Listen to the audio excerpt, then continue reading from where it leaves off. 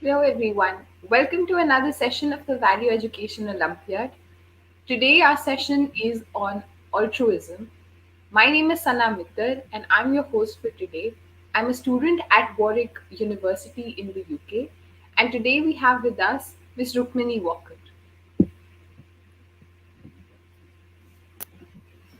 Hello, ma'am. We welcome you today. Thank you so much.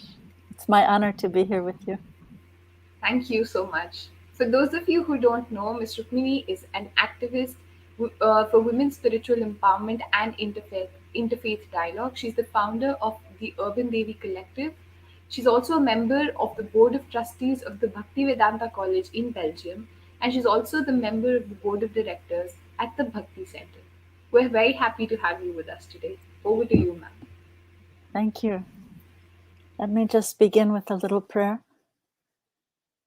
Om Agyanatimarandasya Gyananjana Salakaya Chaksunmilitam Yena Tasmai Shri Gurave Namaha Namo Vishnu Padaya Krishna Prestaya Bhutale Shrimate Bhaktivedanta Swaminiti Namane Namaste Saraswate Deve Gauravani Pracharine Nirvishesha Sunyavadi Paschatya Deshatarine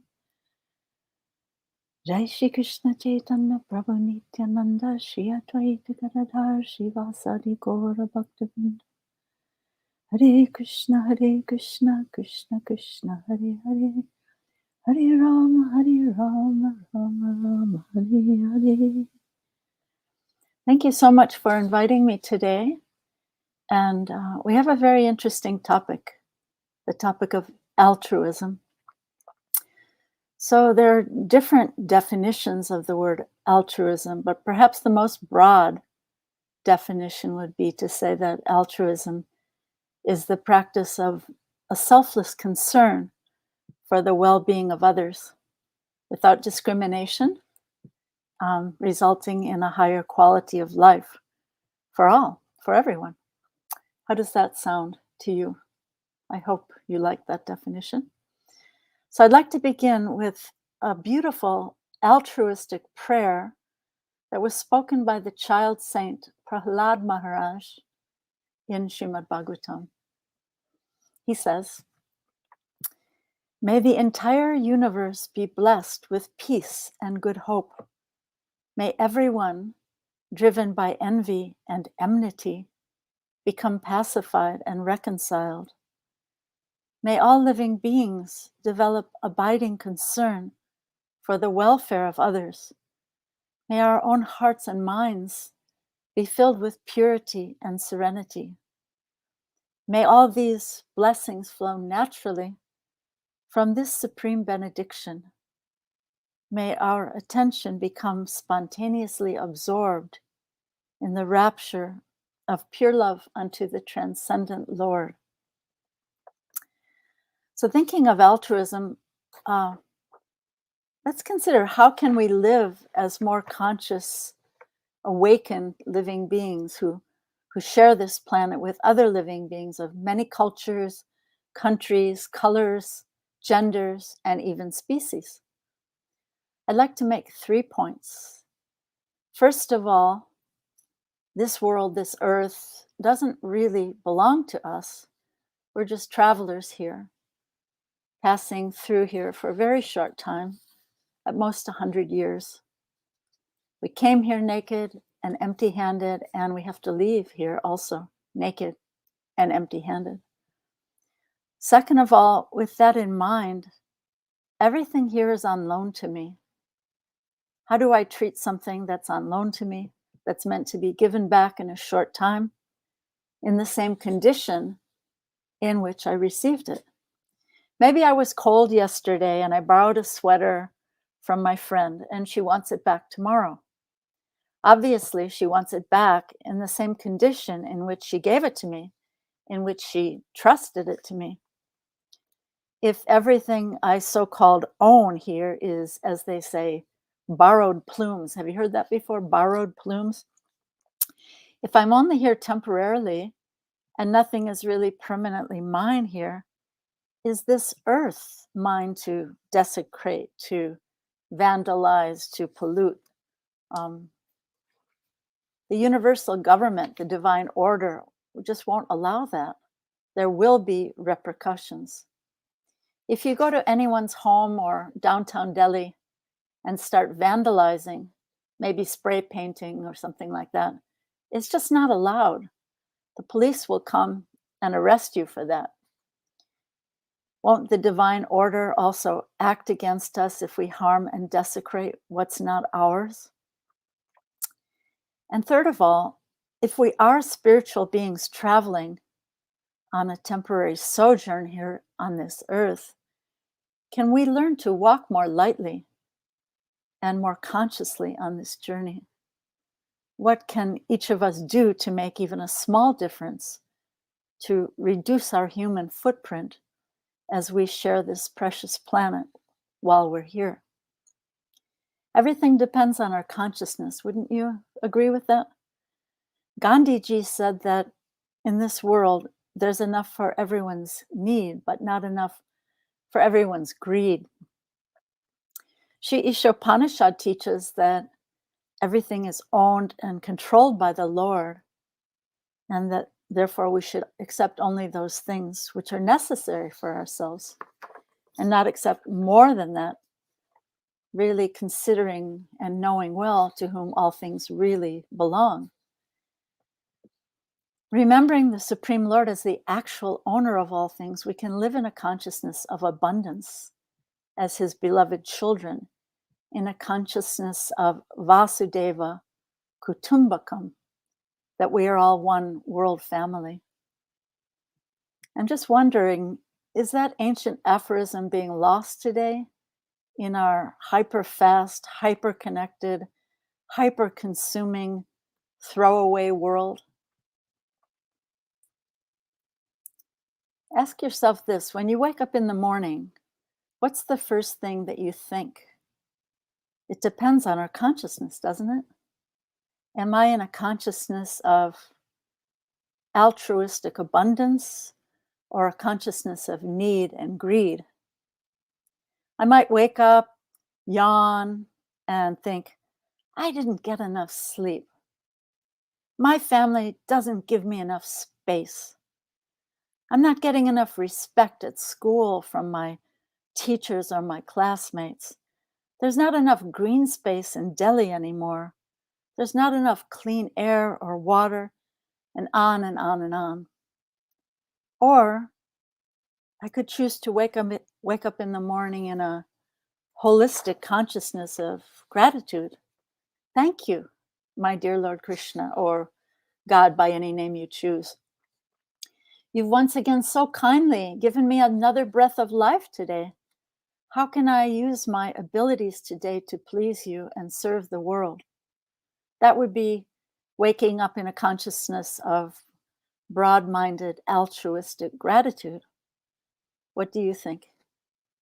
Which is a better way to wake up in the morning? Both Gandhiji and Srila Prabhupada, my guru, talked about simple living and high thinking. What would that kind of broad-minded altruism look like?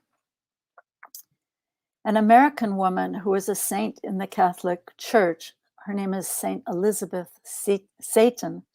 She said something that's often attributed to Gandhi.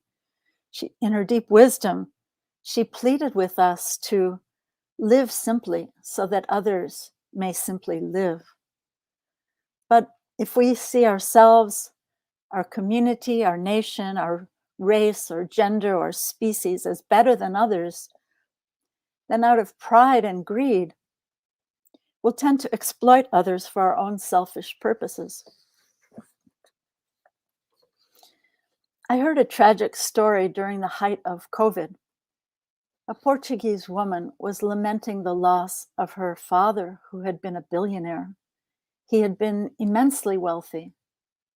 She said that when he died, he was gasping for air, which is free everywhere. His wealth in billions was sitting in the bank and could not save him. He died gasping for air, which is free to everyone, everywhere. Premanjana, can you put the PowerPoint up now? There we go. I hope you can read this. Is it big enough? If it can be bigger, that would be great. Great, okay. So I'd like to unpack 6 essential altruistic values that we've gleaned from Bhagavad Gita according to a Bhakti Yoga perspective. If you look to the left, 2 of them reflect our worldview. Then in the middle, 2 of them reflect the actions we take between ourselves and others. And on the right, 2 of them are about our internal focus. So let's talk about the first 2, our macrocosmic worldview. And let me give some examples or illustrations to help you understand what I'm talking about. The first one is to see the world and all living beings who inhabit the world with an equal vision. Someone in true knowledge sees beyond the dress, sees beyond the coverings of the different bodies we all wear. An eternal individual spirit soul is existing within every living being, whether that person is a cultured, wise person, a dog, an elephant, a tree, or a tribal person. Samadarshana, or seeing with an equal vision, means having a practice of other-centeredness. That means seeing with spiritual vision, seeing the same self or soul, just like me, with the same feelings, pains, and pleasures present in all living beings, all life forms, humans, animals, trees, aquatics, and the earth. I want to share a story with you.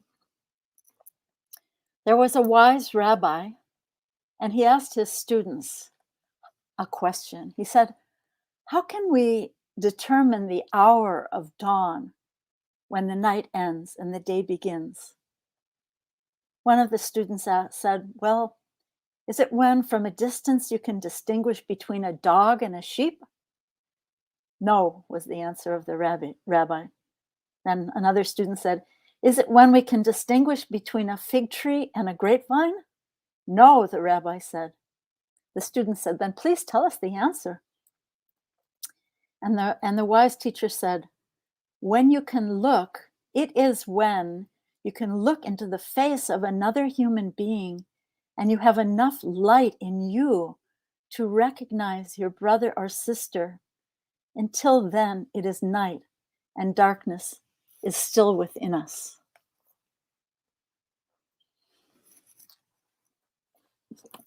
So the lowest of human behaviors is when we discriminate, scapegoat, shame, blame others who look or act or think differently from the way we do. There's another story I'd like to share with you. Some teachers took a group of students in Afghanistan, school children.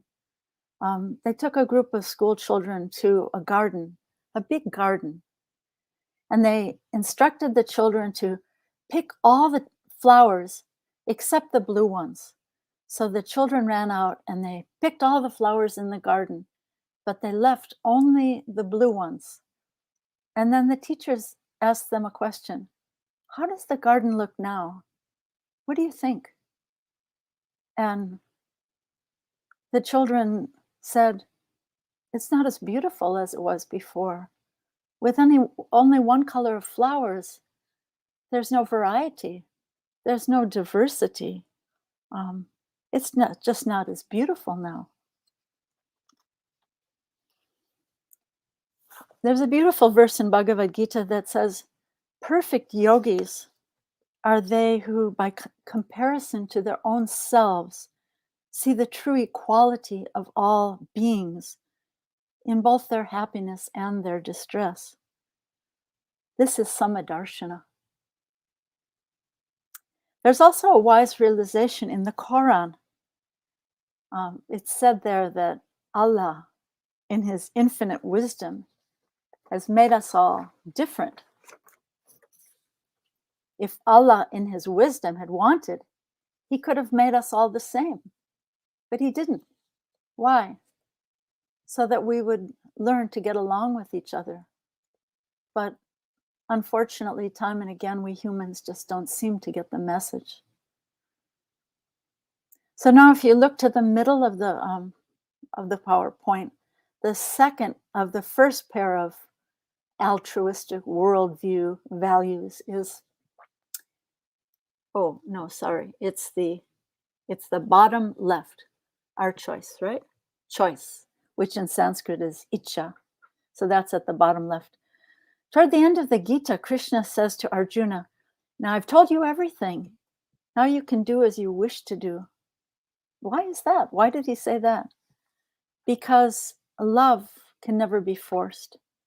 And because we always have our free will to choose to love or to choose to turn away from love and choose selfishness.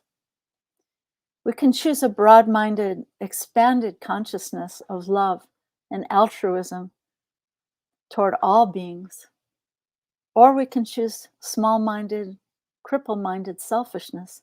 It's always our choice. Our real disease is a disease of the heart, selfishness, and the real cure is selfless, altruistic service.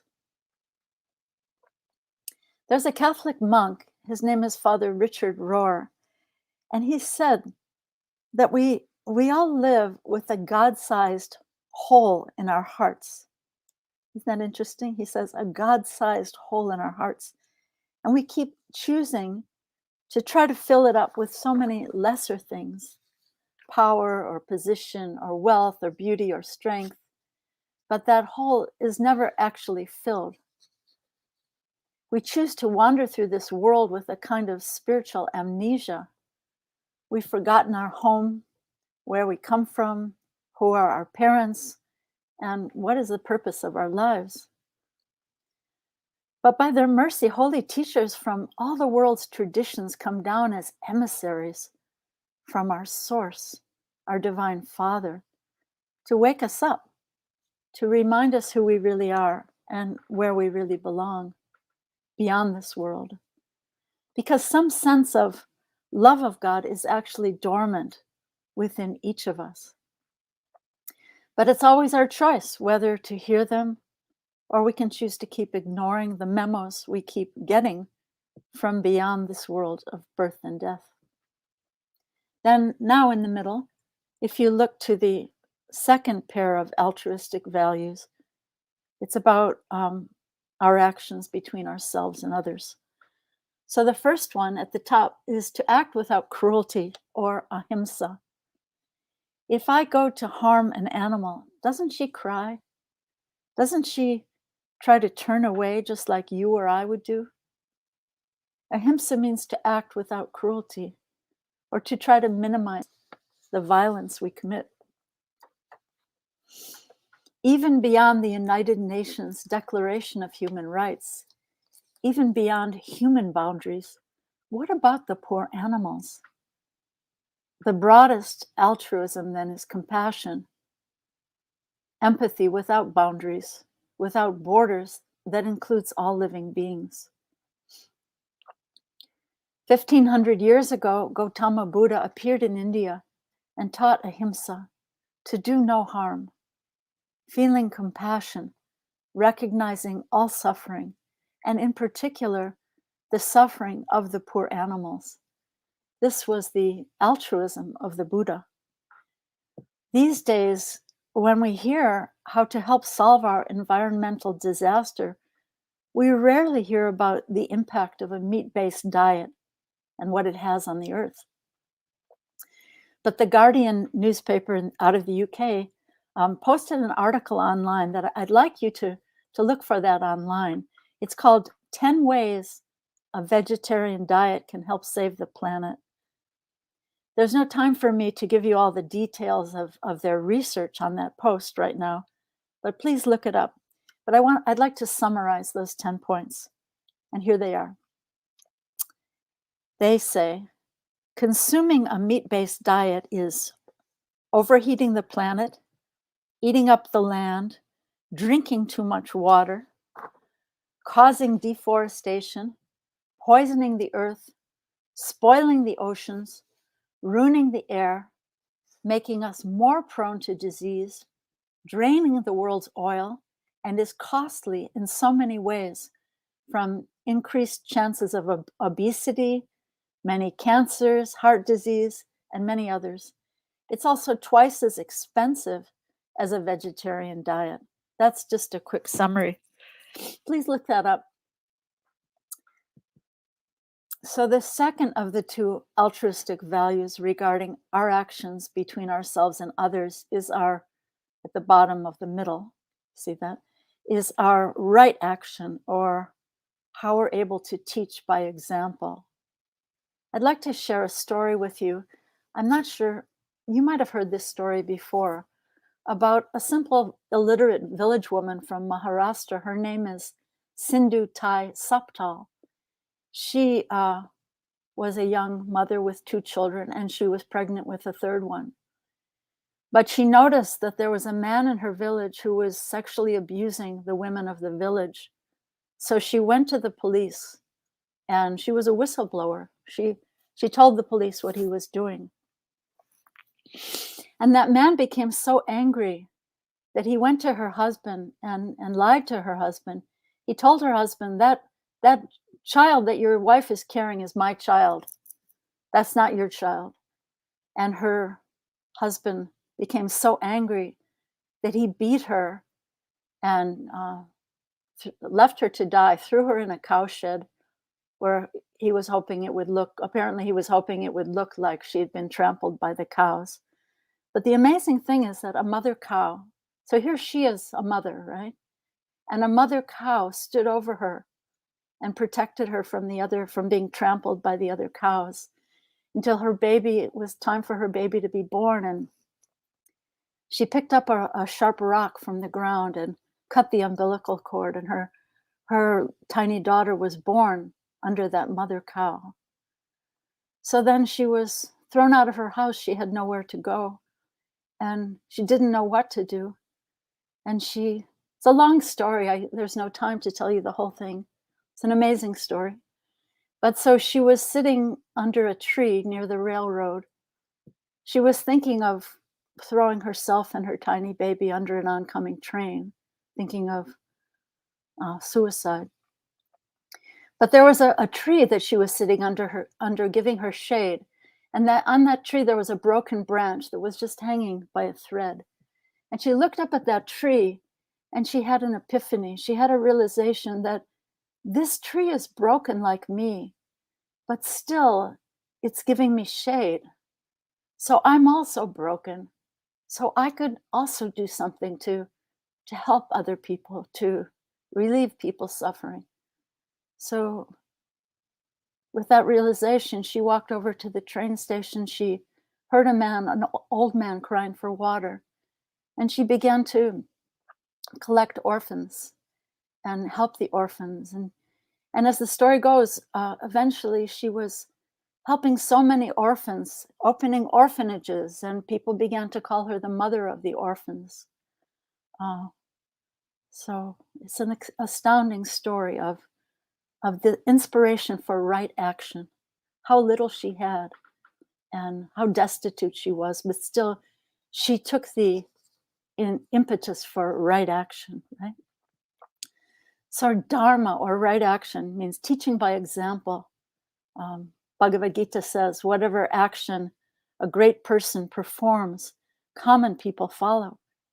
And whatever standards are set by such exemplary acts, all the world pursues.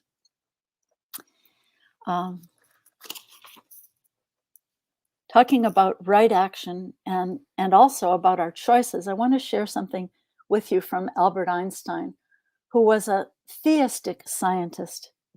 He said that the most important question we can ever ask ourselves is if the world is a friendly place.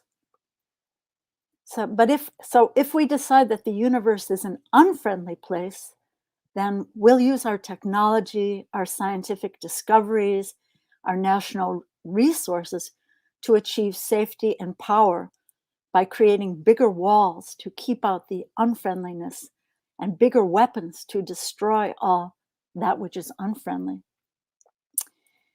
He said, if we decide that the world is neither friendly nor unfriendly, and that God is essentially playing dice with the universe, then, and that we're simply victims to the random toss of the dice, and our lives have no real purpose or meaning.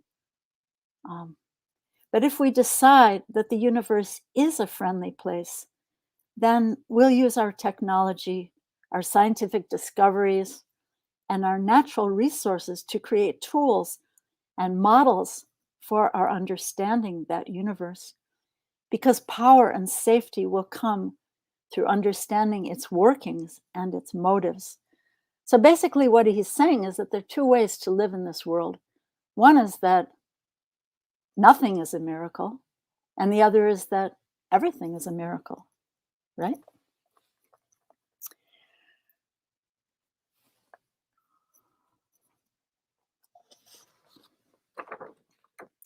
We're at a juncture in our history right now regarding the environment.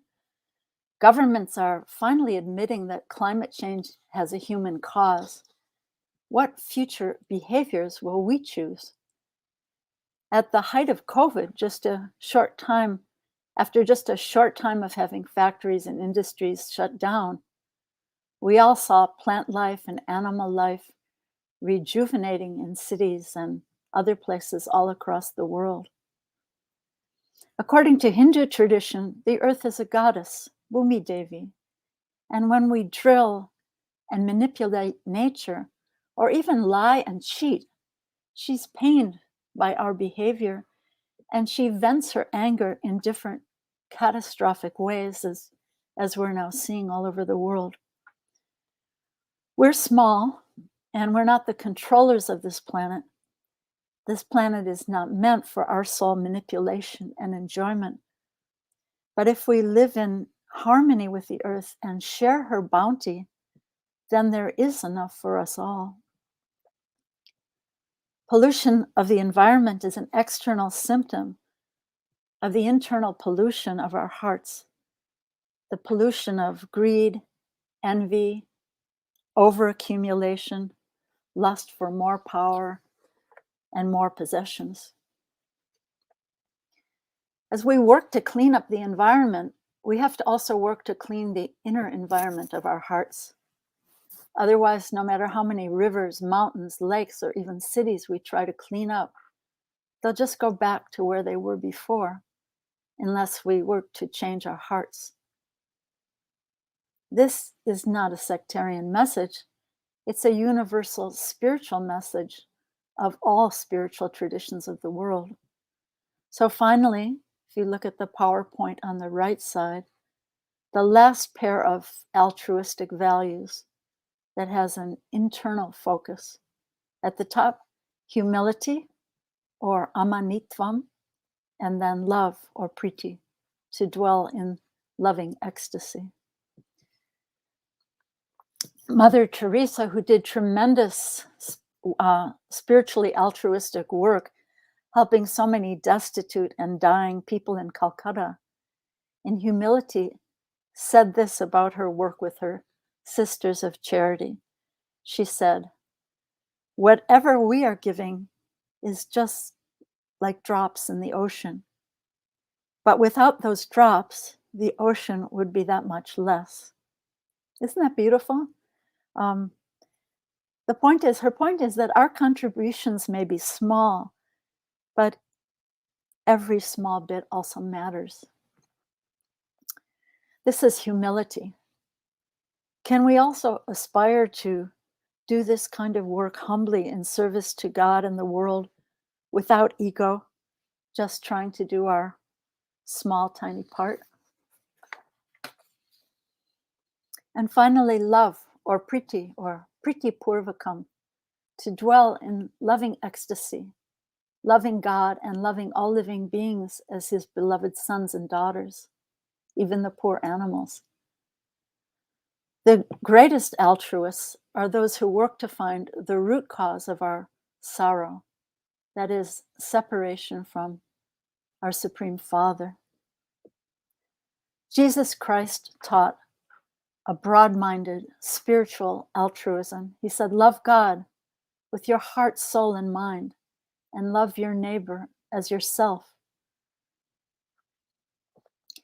But today someone might say, well, what's the point of altruism? Can anything we do really make a difference? Don't most activists really just burn out and give up, frustrated and angry?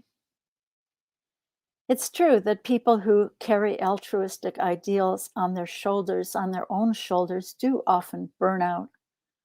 So what's the solution for that? What do you think is the key? What's the secret of not burning out?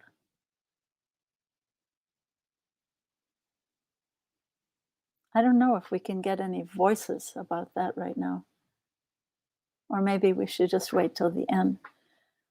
But the poet and teacher Ralph Waldo Emerson said, hitch your wagon to a star.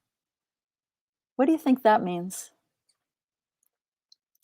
It means if we act giving up ego and offering our work and altruistic intentions to God as we understand God by so many names, then if He so desires, He can work through us and empower us to become instruments of His will.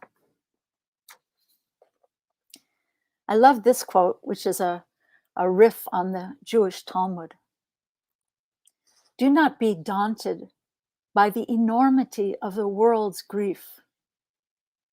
Do justly now.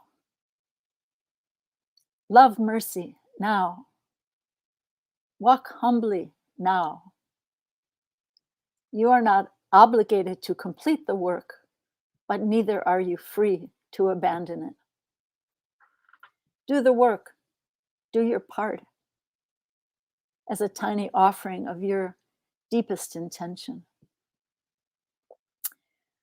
Lord Shri Krishna told his devotee Arjuna on the battlefield of Kurukshetra that everything is happening by his arrangement, by the arrangement of the divine.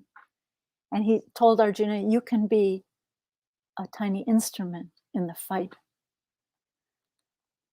There's a story that two men were walking on a beach after a storm had thrown up thousands of shellfish onto the sand.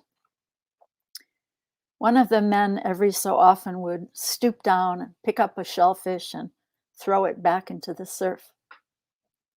He kept doing this again and again until his friend said to him, why are you doing that? It's not going to make any difference. There are thousands of these shellfish here on the beach. His friend once again stooped down, picked up another shellfish, and threw it into the ocean. He turned to his friend and he said, it made a difference to that one.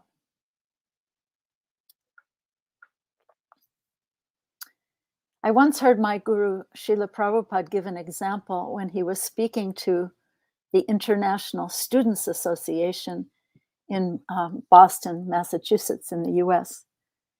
He gave a beautiful metaphor. He said, serving the center of all existence is like standing on the bank of a still lake.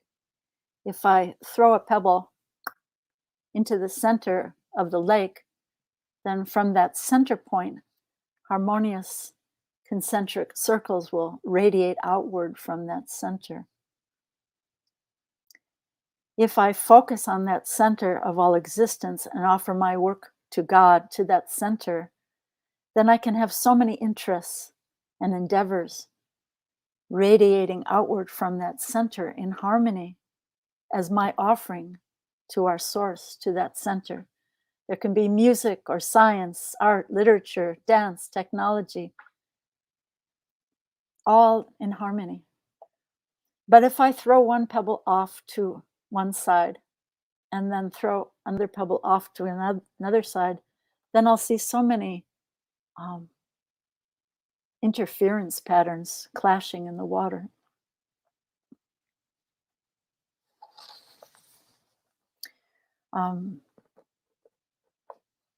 Bhaktivedanta Swami Prabhupada was an extraordinary spiritual altruist.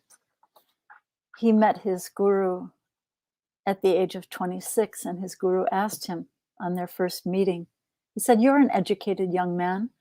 Why don't you share the teachings of Bhagavad Gita in the English language?" 43 years later, at the age of 69, he took that instruction a step further. He left the holy city of Vrindavan, where most people at that age go to retire and spend their last days. He had only 40 rupees, no institutional support, no friend to meet him in New York City on the other end. He only had some trunks of his translations and commentaries on the first canto of Srimad Bhagavatam. He boarded a freighter ship on which he'd been given a free passage.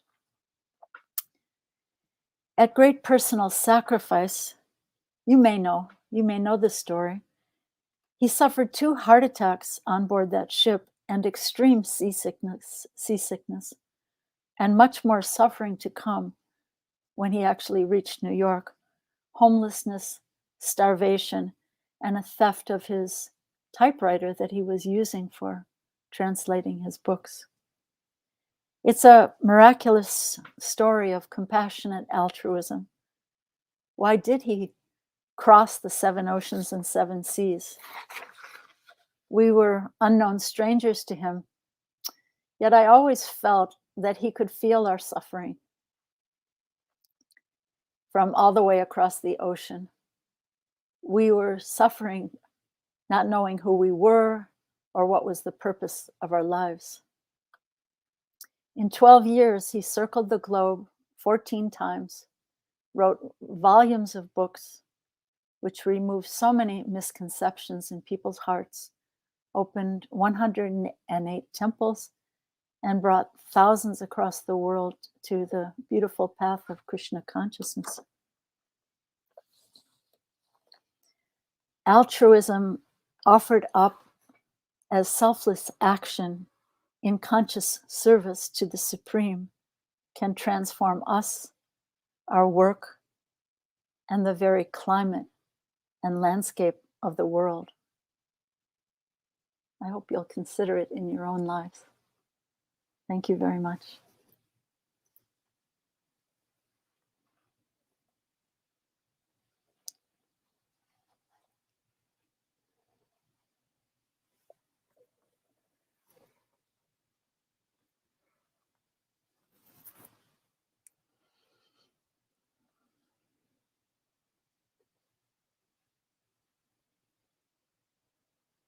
I hope you liked all these stories.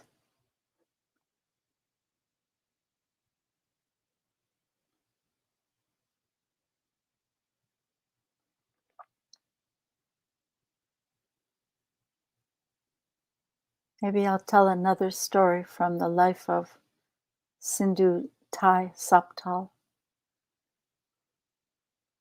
while we're waiting for the host. Here's another story that after she had opened so many orphanages and she had been invited to countries all over the world to tell her story, a poor, destitute man came to her and asked her for shelter in her orphanage. It was her husband who had kicked her out, who had thrown her out of the house so many years before. And he asked her for shelter. He was homeless. He was poverty-stricken. He had nowhere to go. And so she agreed that he could come in and live in her orphanage. And but she told him, she said, "I only have one relationship now. I'm a mother. So you can come and live here, but my relationship is only as a mother." And actually, I didn't mention, but her two older children began to help her in her work also. And her youngest child, her daughter, who was born under that mother cow, eventually got her PhD in education, I believe, and began to help her in her work in those orphanages. And when people would come and visit the orphanage, she would point out her former husband. She would point to him and say, "This is my very worst child. Of all of my children, this is the very worst one. But he is one of my children also. That's how she would introduce him. So a little bit more about Sindhu Thai Saptal. Sana, you want to join us now? Yes, I'm so sorry. I've been facing some internet lagging, which is No why. problem. No problem. Thank you so much for that session. Thank you so much. We'll be taking questions from our audience now. They have a lot of questions that they've sent in the comments, and if anybody else also has questions about the session today, please do send them in the chat, and I think we'll be able to answer them. So, one of the questions is that if you could give us a real life example that provides great motivation to people to adapt to these values and implement them in their lives. A real life example. Well, the best example I can think of is the example that I was just telling of Sindhu Thai Saptal. She had nothing. She was illiterate. I mean, all of us are literate, right? We have families, we have homes. She had been thrown out of her home. She was illiterate. She was pregnant. She was about to take her own life and the life of her tiny baby daughter. And I love this story actually. She looks up at the tree that's giving her shade and she sees that it has a broken branch that's hanging on a thread. And she thought, just repeating the story, it's my favorite story about altruism, I would say. So she's seeing it, and this branch is hanging on the thread, and she said, this branch is broken. I'm also broken, but this tree is giving me shade. I can also do something to help people. So she had no resources, just like my guru Prabhupada. He had no resources. He had no institutional support. She had no resources. She had no friends. She couldn't go back to her family. So she walked over to the train station and she heard a man crying for water and she gave him water. And then she began to collect the orphans who were rejected by society. And she began to help them and build orphanages and you know, there's so many amazing examples. My guru, Srila Prabhupada, let me tell you a story. Oh, I wanted to share this story and I forgot. Okay, here's a beautiful example of spiritual altruism.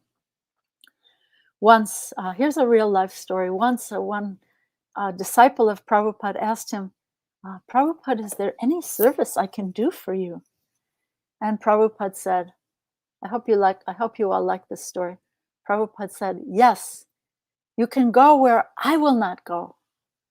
And the young disciple was really bewildered by that. And he was thinking, but Prabhupada, you go everywhere. You were just in Tokyo, San Francisco, Texas, New York. You're going to London, Germany, Russia, everywhere. Where is it that you won't go? And Prabhupada said to him, to the future. And then he said, and by the way you treat the people there, they will know how much Krishna loves them. So this is another story that I love so much. So yeah, you're all people of the future. I'm a person of the past.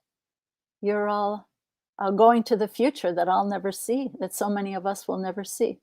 So by the way you treat the people there, they can also know from the way you treat them, they can know how beloved they are to God by any name. So I love that story. Yeah, I hope that's helpful.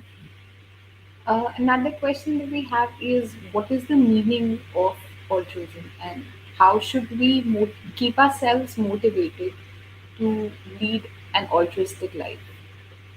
It means, I use the term other-centeredness. We've all heard the term self-centeredness. Oh, she's so self-centered. No.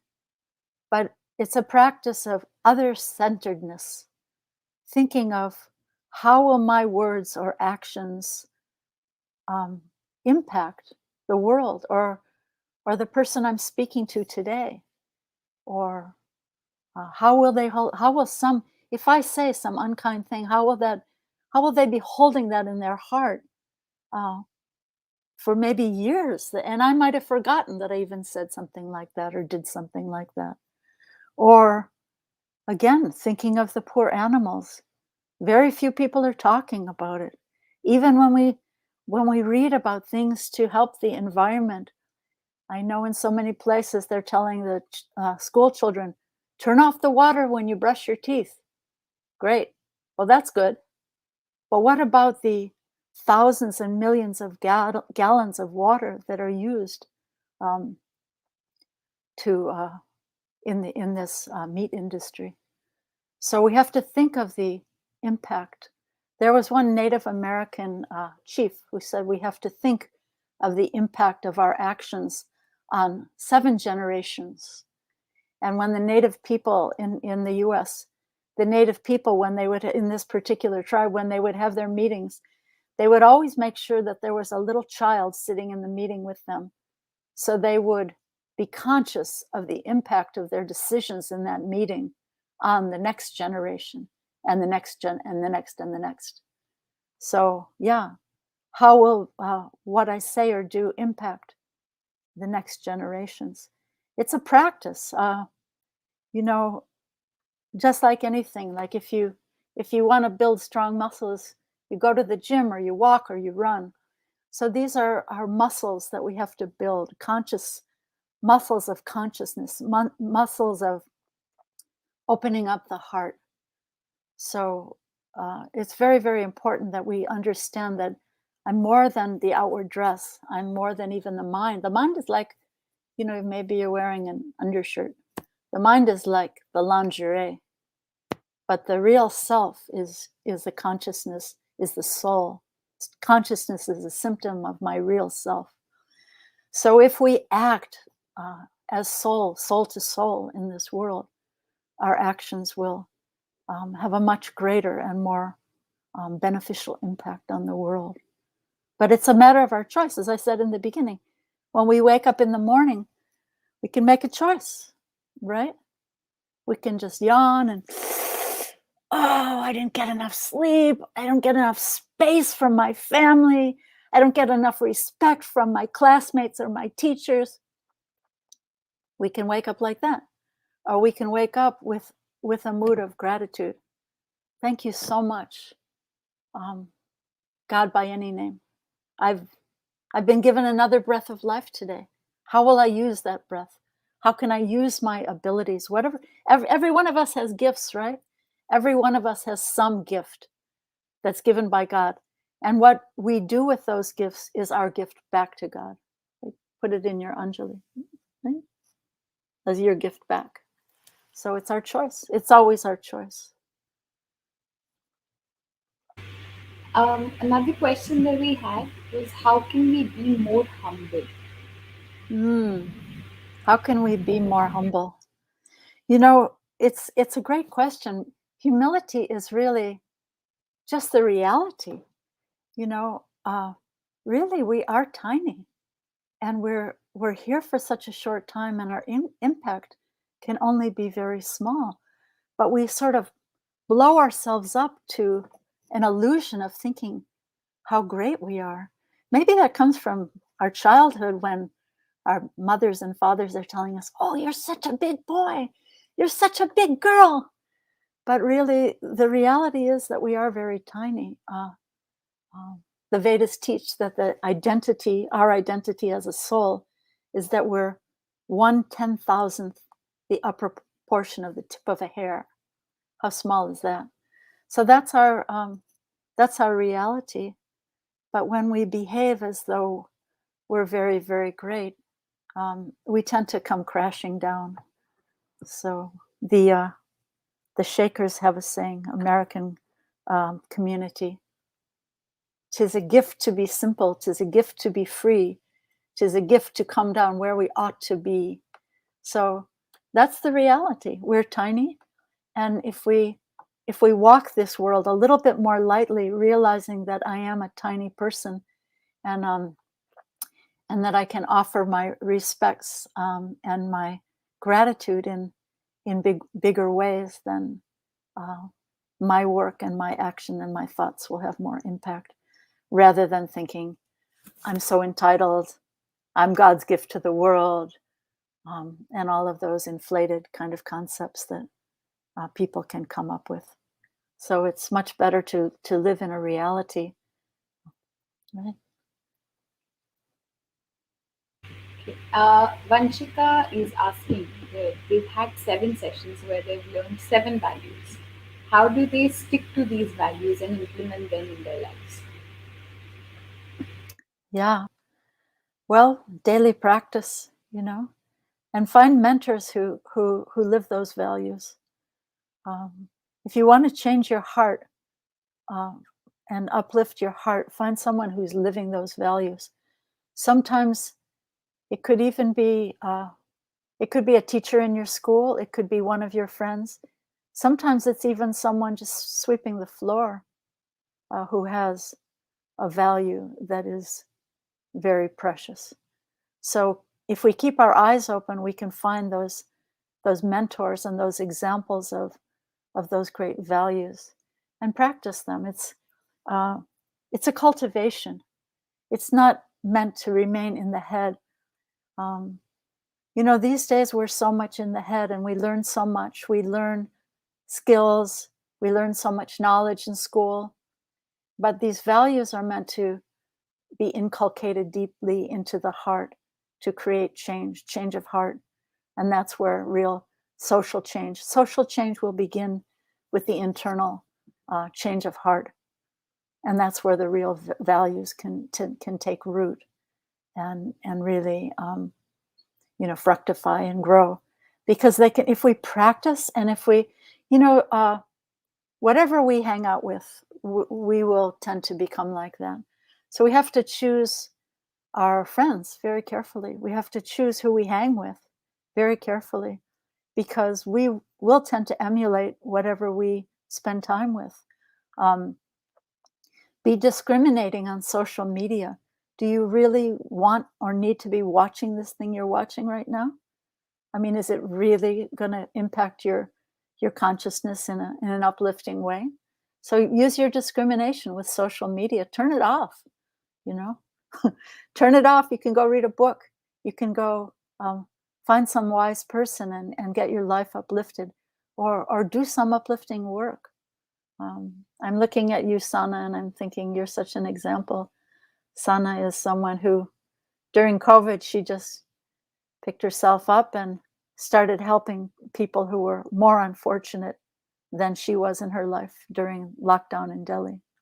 So hang out with Sana, or find someone like Sana. Find someone who can uplift your life and hang out with them, hear from them, learn from them. Because whatever we hang with, we tend to become like that. Like, it's like a mirror. We tend to mirror the behaviors of the people we're with. So it's your choice. It's your life. You can go up or you can go down. Oh, let me share one example. There's a Native American story that we each have 2 dogs within our hearts, within us. We have 2 dogs fighting, a good dog and a bad dog. And the question is asked, which one is going to win the fight? The good dog or the bad dog? So what do you think the answer would be? Maybe the person who asked that question, or anyone, what do you think the answer is? Who's going to win the fight? The good dog or the bad dog? They're fighting. What do any of you think?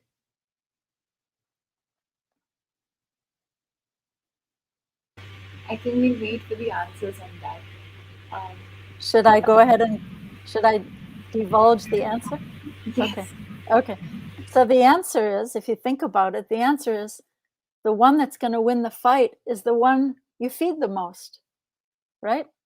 So feed that good dog every day by good friendships, by good, whatever you put your mind into, whatever you read, whatever you study, whatever your actions and whoever you spend time with.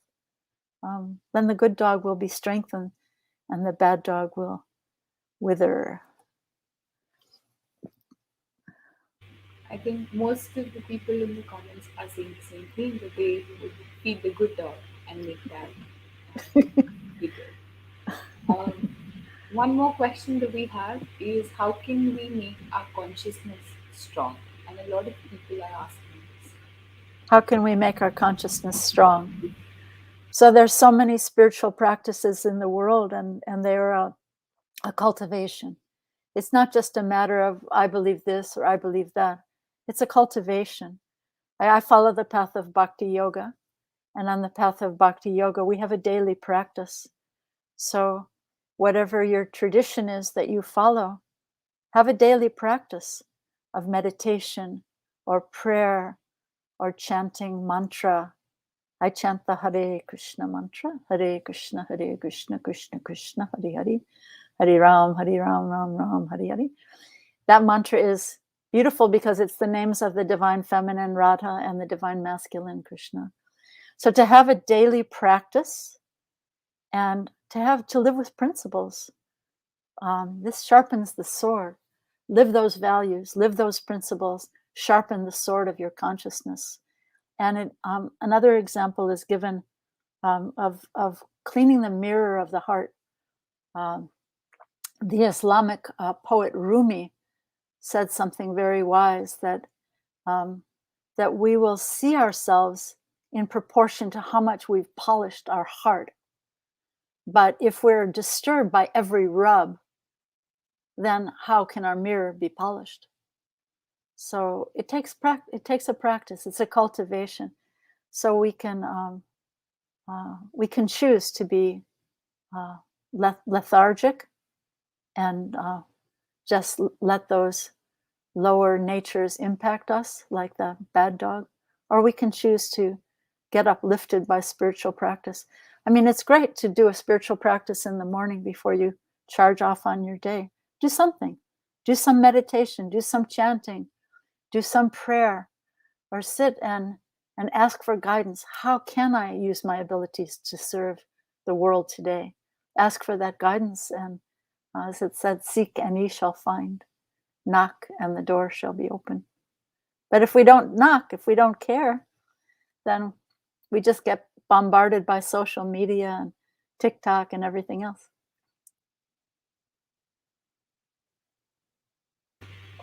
Thank you. I think we've covered most of the questions. If there are any more questions, you can put them in the comments, but I think we've covered almost everything. Just to give a recap of the session, we discussed the value of altruism, and we took a very unique take on it. We took 6 values from the Bhagavad Gita from a Bhakti Yoga perspective. We spoke about the values regarding our worldview, regarding our actions, and regarding the internal focus that we should have. We spoke about equal vision, our choice, acting without cruelty, right action, or leading by example, humility, and love. And then we went on to talk about some very inspiring stories. So, thank you so much for that. And thank you so much for such an inspiring session today. Uh, the most important announcement that we have for today is that the registrations close on 15 September. So do register and invite other people to also register. There are 2 workshops on 19th September and 26th September on at 2 p.m.